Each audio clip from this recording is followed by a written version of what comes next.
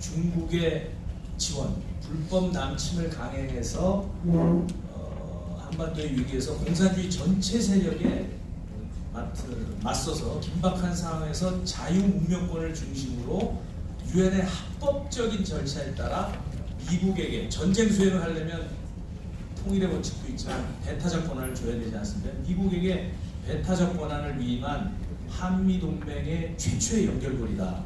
아주 중요한 연결고리다. 이렇게 말씀드릴 수 있고요. 정전협정을 보는 시각들은 어떻게 해야 되느냐? 유엔사는 말입니다, 여러분. 사실 우리의 안보 요구, 우리가 최종 그 엔드 유저입니다. 엔드 유저.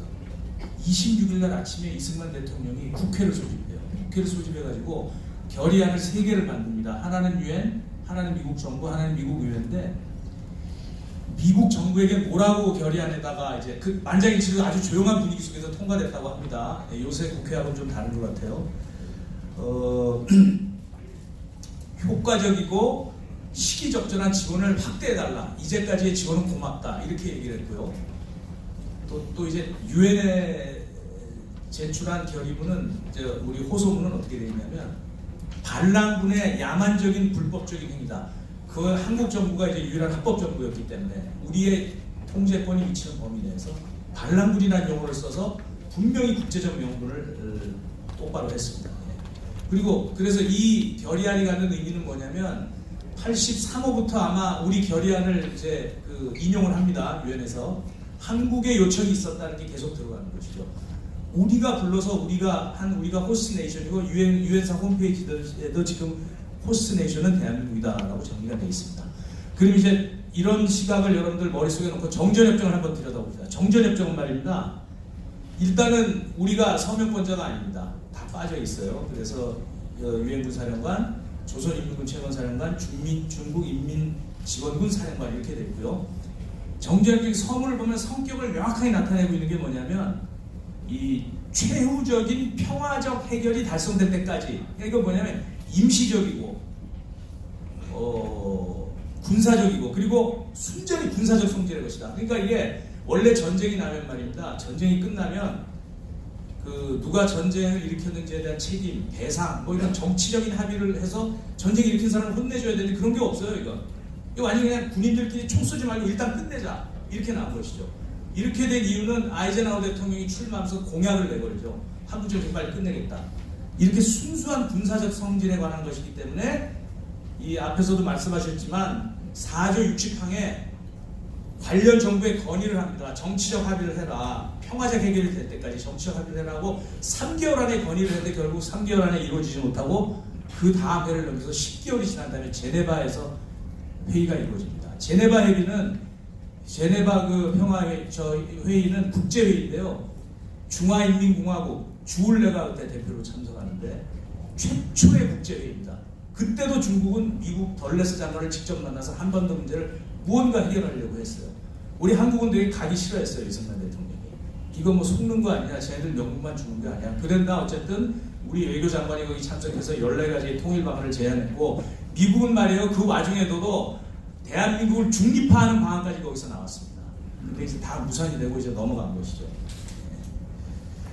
그래서 이 어떤 괴리가 발생하냐면 사실 정치적 합의가 이루어지지 않다 보니까 군인들끼리 한 군사적 합의가 정치 군사적인 의미를 갖게 됐습니다. 그래서 이것이 최초로 드러난 게 뭐냐면 1970년대 키신저가 중국이랑 관계 개선을 하면서 유엔사를 해체하려고 해요. 진지하게 검토했습니다. 아주 진지하게. 어떤 자신감이 있었냐면 북한은 중국말 잘 듣고 한국은 우리말 잘 들으니까 우리 미국이랑 중국이 잘 들으면 해체할 수 있다. 그래서 총회 결의안까지 냅니다. 근데 결의안 아까 뭐 이제 공산 진영 말씀드리고 하지만 거의 결의안에 보면 공산 측에서는 일단 주한미군 철수부터 요구를 했지만 이 미국에서 낸 결의안에는 뭐라고 되어 있냐면 현재의 한반도는 물론이고 동북아의 평화와 안전을 보장하고 있는 이 정전, 이 체제를 대체할 수 있는 체제, 남북이 주도하는 대체할 수 있는 체제를 원했던 것이죠. 그러나 이제 물거품 때도 이제 다 이제 필요 없게 된 것이죠. 이게 이 의미는 뭐냐면 지금 53년 7월 20일부터 지금까지 이 군인들끼리의 적대 행위와 교전을 중지한 이 단순한 정전협정이 정치 외교적 함의를 갖는 굉장히 중요한 제도가 됐다는 것이고요. 또 이 4조 60항에 의해서 법적 구속력이 있는 한반도의 지금 정전체제지만 평화체제를 논의할 수 있는 국제법적 근거를 제시할 수 있는 그런 내용들이 됐다는 것입니다. 근데 재밌는 일이 벌어집니다. 노태우 대통령 때 남북 대화는 거의 한국이 다 주도했어요. 북한 핵 문제도 우리 눈치를 보면서 미국이 해라 이렇게 됐는데, 이 김대중 대통령 때 이제 그 동서의 통학로를 오픈할 때 어떤 일이 벌어지냐면, 북한이 야 니네 한국 나와서 대화하는데 야 니네 무슨 유엔이야, 그냥 우리랑 해, 우리랑 하자 그랬더니 유엔사에서 거부를 하죠. 그래서 우리와 유엔사가 먼저 합의를 합니다. 뭐 여러 가지 내용에 대해서 기본적인 합의를 하고, 다음에 정전협정의 선언국인 북한하고 유엔사가 또 합의를 해서 엄브렐라 합의를 만들어준 상태에서 한국은 이러이러이러한 논의를 해라 라고 이제 3번의 협의가 들어가는 거죠. 우리로서는 어쩔 수가 없는 거죠. 정전협정을 준수하는 건데 평화 논의를 해야 되기 때문에. 이렇게 유엔사가 합의서 내용, 이렇게 유엔사가 중요한 역할을 하는데, 이런 거에 비해서 너무 한국과 유엔사 간의 소통 채널이 부족합니다. 유엔군 사령관은요, 회원국 그 대사들하고 하는 소통 채널도 있을 뿐만 아니라 있는데, 그래서 유엔사와의 소통이 안 돼가지고, 물론 주로 문재인 정부 때 일어난 일이긴 하지만 뭐 타미플루 대북 지원이라든가 독일 연락장교, 독일은 정식 회원국이 됐지만 독일 연락장교를 강제 송환한 조치라든가, 남북 철도 사업 공동조사가 안 된 거라든지, 독일 정부 대표단의 고성 집회 방문 못한 것이다라든지. 그래서 정전협정을 또 이제 현실에 안 맞는 것도 있지 않습니까? 윤석열 후보가 그 전방 갔을 때 정전협정 이방이라는 그 비서처 해석도 있었고요. 이 뭔가 대화의 결절이 일어나고 있다. 지금 유엔사의 정전협정은 정치 외교적 리짐이 된 거에 비해서 한국 정부에서 지금 그 윤석열 정부에서 하는 회담, 뭐 유엔사 장관회의나 통일부 장관이 유엔사를 방문하는 것도 다 좋은데, 관심을 갖기 시작했다는 것은 좋은데, 그렇게 이벤트성이 아니라 제도화된 소통 채널, 유엔사가 갖는 중요성과 함의에 맞는 제도화된 소통 채널과 우리가 엔드 유저라는 생각, 그런 의미에서 정전협정은 앞으로 운영적인 면에서 더 발전 요소가 있지 않나 그렇게 생각합니다. 발전시켜야 되지 않나 생각합니다. 네. 박철종 박사님께서 하실 말씀이 엄청 많으신 것 같아요. 다음에 세미나 할 때는 토론 말고 주제 발표를 해주시면 감사하겠습니다. 자, 다음은 우리 그 나카가와-산 오네가이시마스. 안녕하세요. 저는 안보 전문가가 아닙니다만 그 한반도 유사시 일본 역할을 기자로서 제가 보통 느낀 점을 말씀드리고자 합니다. 짧게 말씀드리고자 합니다. 먼저 북한은 10월 말은 신형 ICBM 화성 19형을 발사했습니다. 한미 공군은 그 다음 날에 연합 무인기 훈련을 실시했으며, 여기에서는 미 공군 무인 공격기 MQ-9 리빠가 참가했습니다. 리빠는 아시다시피 한반도 유사시 북한 지도부를 직접 공격하는 것으로 알려져 있습니다. 저는 그 지난 4월달에 그 군산 미 공군 기지를 방문하여 한미 연합 훈련을 취재했었는데, 이 과정에서 리빠 때 미군의 F-35B를 가까이에서 볼 수 있었습니다. 여러분 아시다시피 리빠와 F-35B는 모든 주 1호 미군 기지에 배치되어 있는 전력입니다. 그 리빠는 오키나와 가데나에서 군산까지 날아왔습니다. 향후 한반도 유사시의 후방 기지에 결정적인 역할을 하게 된다는 것을 잘 보여주고 있다고 저는 생각했습니다. 다음에 후방 기지에 대해서는 바로 윤석열 대통령이 지난해 광복절 경축사에서 전용성을 강조하셨습니다. 한반도 유사시에는 한국에 거주하는 외국 국적의 민간인이 일본의 후방 기지로 피난할 가능성도 있습니다. 그 경우 일본 정부가 입국 절차에 관여하게 됩니다. 후방 기지는 일본 영토에 섬처럼 떠 있는 것이 아니고 일본 자위대와 행정부와 밀접한 관계를 유지하고 있는 곳입니다. 다만 그 일본 혹시 한국에서는 후방기지의 중요성을 일반적으로 잘 알려지 있지 않는 상태입니다. 일본의 경우는 언론 보도에도 원인이 있다고 생각합니다. 요미우리 신문의 과거 20년간의 기사를 검색해보면 후방기지 역할에 대해 잘 설명한 기사는 하나 두 번밖에 없었습니다. 주의해야 할 것은 6.25 전쟁과 달리 제2차 한국전쟁이 일어나면 양극이 머리 위로 미사일을 날아다니는 전쟁이 될 겁니다. 북한은 미군 개입을 막기 위해 전술 핵미사일로 주일문 기지를 공격할 가능성도 있습니다. 그러니까 섣불리 불안감을 조성하지 않도록 언론이 책임감을 갖고 세심하고 신중하게 국민들의 이해를 높이는 노력을 해야 할 것이라고 저는 봅니다. 마지막입니다. 유엔군 사령부 확대에 대한 저희 생각을 말씀드리겠습니다. 유엔사 확대는 북한에 대한 억지력뿐만 아니라 중국에 대한 잠재적인 억지력 강화로 이어진다고 저는 생각합니다. 중국 외교부 대변인은 작년 기자회견인데요. 기자회견 통해 유엔사를 냉정시대의 유물이며 법적 근거가 없고 현대에는 부적절하다 하다 이런 말을 했습니다.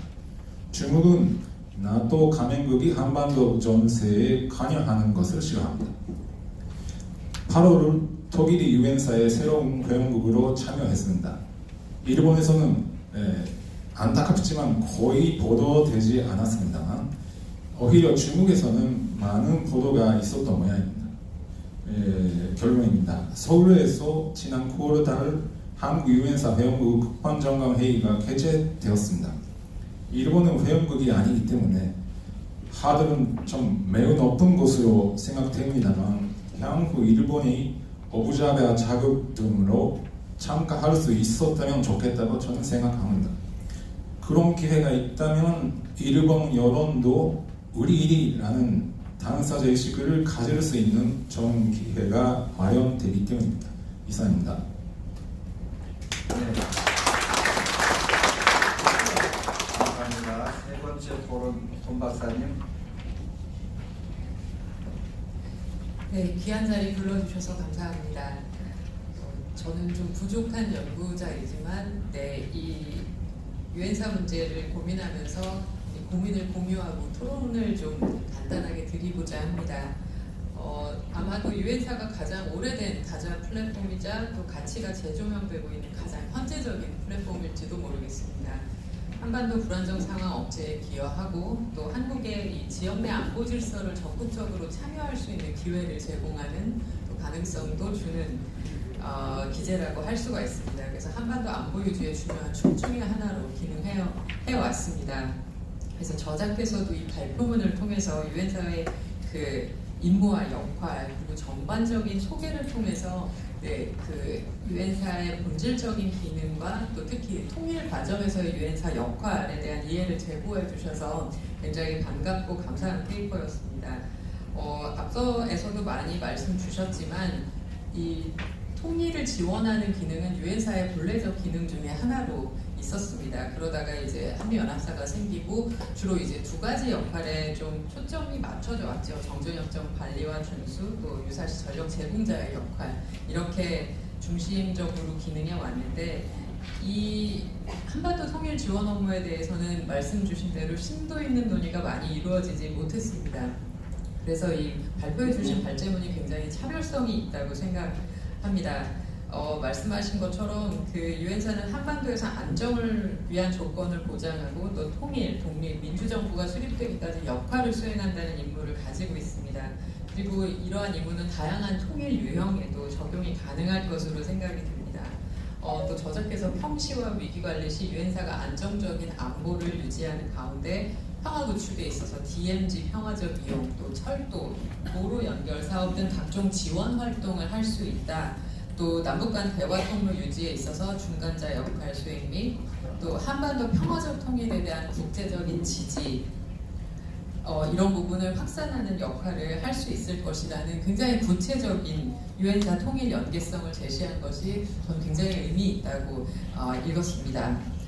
이 페이퍼에서 또 가장 중점을 두신 거가 시나리오 분석을 통한 유엔사의 역할을 강조하신 것일 텐데요.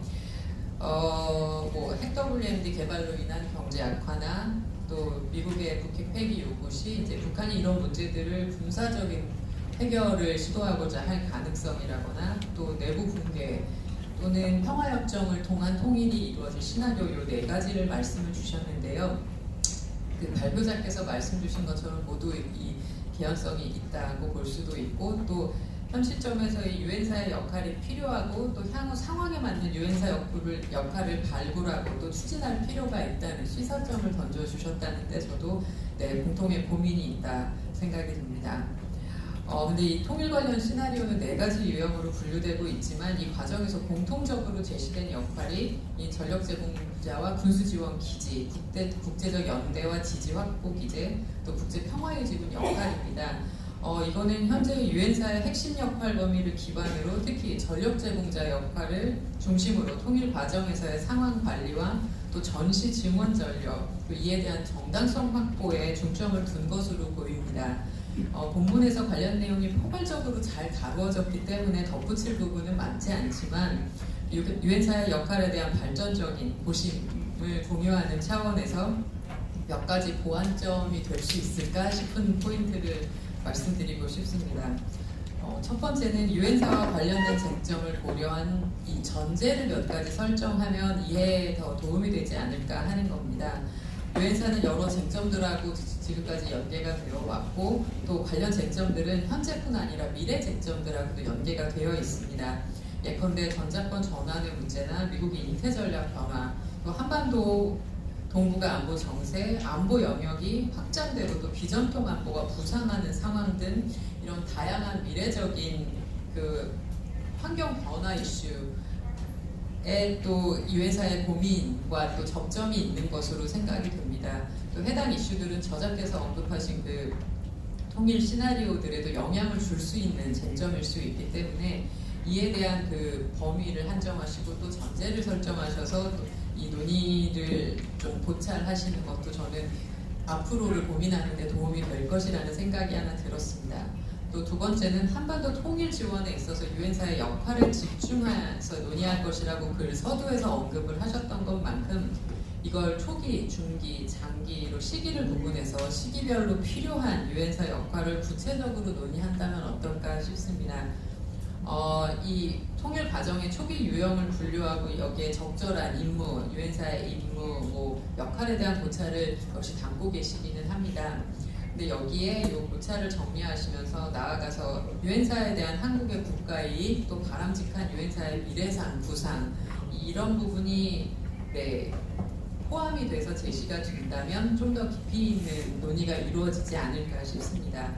이것과 관련해서 제 추가적 토의 의견을 말씀드리면 한반도 통일 과정에서 건설적인 유엔사 역할 발굴 관련해서 크게 두 가지 논점을 제시해보고자, 토론점을 제시해보고자 합니다. 첫 번째는 형식 유엔사의 본래적 기능 강화를 통해 유사시 전력 제공의 효율성을 증대하는 것과 관련이 있습니다.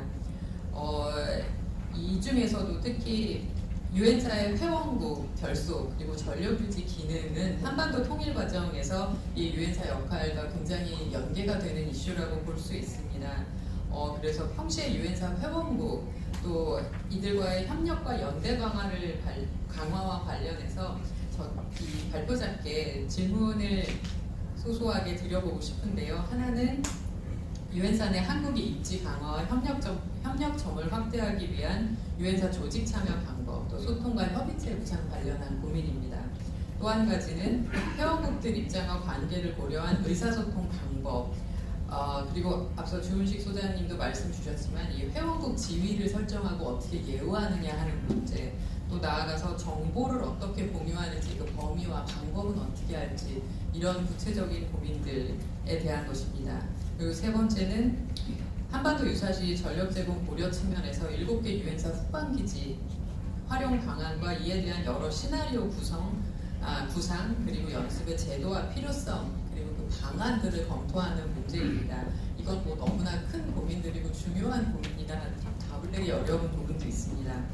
네, 그리고 그 두 개 큰 골자 중에 두 번째입니다. 이 말씀 주신 것처럼 통일 과정에서 유엔사 역할 발굴과 기능이 되게 기묘한데 통일은 전격적으로 다가올 수 있다고도 생각하시지만 사실상 그 이후에 평화가 안정적으로 정착되기까지는 오랜 시간이 소요될 수 있습니다. 때문에 이 발부자께서 제시하신 이 유엔사 역할에 이어서 통일 과정에 대한 고민이 필요할 것으로 생각이 됩니다. 그래서 관련해서는 일단 이 통일 과정에서 유엔사 역할의 단계적인 로드맵을 구상해보면 어떨까 싶습니다. 평화 정착 시기 동안 불안정한 상황이 발생할 가능성이 늘 상존할 수 있기 때문에 유엔사의 역할 유지가 필요할 것이고 또 이 시기 동안 유엔사 역할과 기능에 대한 단계적인 로드맵을 구상해보는 노력이 있으면 어떨까 합니다. 아까 뭐 단기, 중기, 장기라는 시간적 부분도 있을 수 있고 뭐 통일 초기, 안정화 추진기, 평화 정착기처럼 이렇게 상황적인 부분을 통해서 고려를 할 필요도 있을 것 같습니다. 또 두 번째는 유엔사 기능 지속을 위한 상황을 조성하는 문제인데요. 통일 이후에 평화 정착을 이루기까지 관련국 그리고 회원국을 설득하여 유엔사의 이런 본래적이고 정상적인 기능 작동을 지속하고 유엔사 변화 유형의 잠재적인 그 문제들을 해결할 수 있는 그런 논의가 좀 구체적으로 이루어지면 좋겠다는 생각이 들었습니다. 그래서 제가 너무 이 토론과 이 화두를 너무 많이 제시하고 있기는 하지만 이만큼 유엔사가 중요하고 또 광범위한 그 토론과 고민이 필요한 주제라는 것을 또 보여주는 것 같습니다. 네, 여기에 대해서 의견 말씀도 부탁드리고 제 토론이 여기까지 하겠습니다. 감사합니다. 감사합니다. 그 세 분이 토론자께서 말씀하셨던 것 중에 부연 설명이 필요하시면은 말씀해 주시고요. 지금 플로어에서